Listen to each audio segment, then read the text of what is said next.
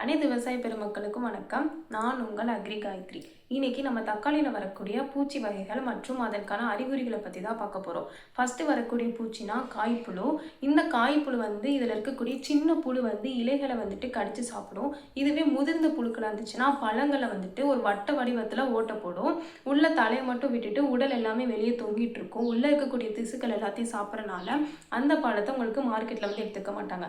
இரண்டாவது வரக்கூடிய பிரச்சனை பார்த்தீங்கன்னா இலை துளைப்பான். ஸோ இது என்ன பண்ணுன்னா இலைகளில் துளையிட்டு சாப்பிடும். மேலே பார்த்தீங்கன்னா ஒரு மைன்ஸ்ன்னு சொல்லுவோம். வெள்ளை கலரில் பாம்பு மாதிரி கோடுகள் இருக்கும். அதனால இலைகளே வாடி உதிர்ந்து போயிடும். அந்த இடத்துல செடியோட வளர்ச்சி இருக்காது.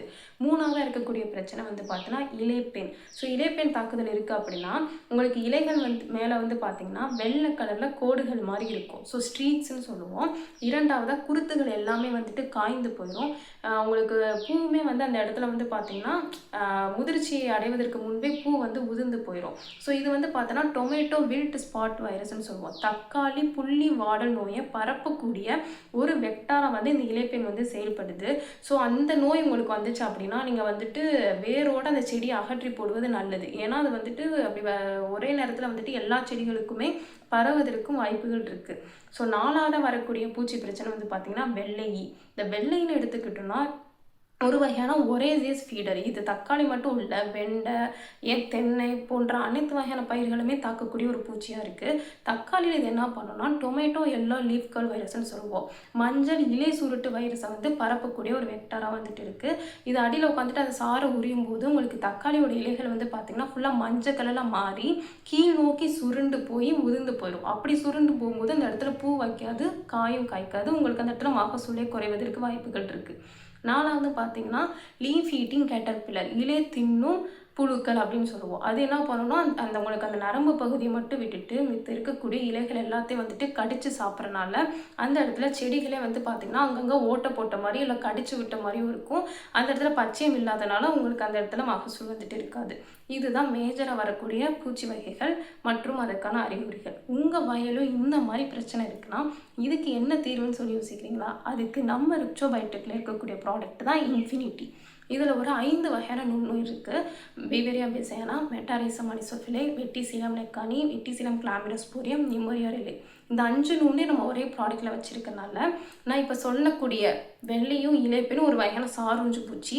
ஸோ காய்ப்புழுன்னு எடுத்துக்கிட்டோன்னா புழுக்கள் வகைகளை வரும். ஸோ சாரூஞ்சு பூச்சியாக இருக்கட்டும், புழுக்கள், நூற்புழு மற்றும் வண்டுக்கள் போன்ற அனைத்து வகையான பூச்சியுமே உங்களுக்கு கட்டுப்படுத்தி கொடுக்கும்.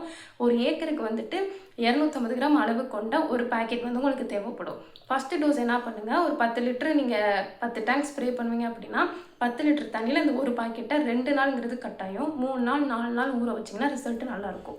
ஊற வச்சுட்டு டேங்குக்கு 1 லிட்டர்னு ஊற்றி நிறுத்தி நிதானமாக ஸ்ப்ரே கொடுத்துருங்க. கொடுத்துட்டு ஒரு 15 நாள் என்ன பண்ணுங்கள், அதே மாதிரி ஒரு 20 லிட்டர் தண்ணியில் ஊற வச்சுட்டு வேருக்கு ஊற்றி விட்டுருங்க. சொட்டு நீர் போட்டிருந்தா பிரச்சனை இல்லை, அந்த வெஞ்சுரி மூலிமா கொடுத்துருங்க. அப்படி இல்லைனா எருவோட மணலோட கலந்து விசிறி விட்டுருங்க. இதெல்லாம் பண்ண முடியல அப்படின்னா அதை ஸ்ப்ரேயரில் நாசில் ரிமூவ் பண்ணிவிட்டு வேருக்கு ஊற்றி விட்டுருங்க. இப்படி ஒரு 2 டோஸ் 15 நாள் இடைவெளியில் கொடுத்துட்டீங்க அப்படின்னா உங்களுக்கு ஒரு இதுலேருந்து நிரந்தர தீர்வு கிடைச்சிரும். ஸோ அனைத்து விவசாய பெருமக்களும் இது பயன்படுத்தி பயனடுமாறு தாழ்மையுடன் கேட்டுக்கொள்கிறேன். நன்றி, வணக்கம். தொடர்புக்கு ருக்ஸோபயோடெக். மேலும் விவரங்களுக்கு தொலைபேசி எண் 8681971103 மற்றும் 6383233105. மின்னஞ்சல் ruxobiotech@gmail.com. இணையதளம் www.ruxobiotech.com.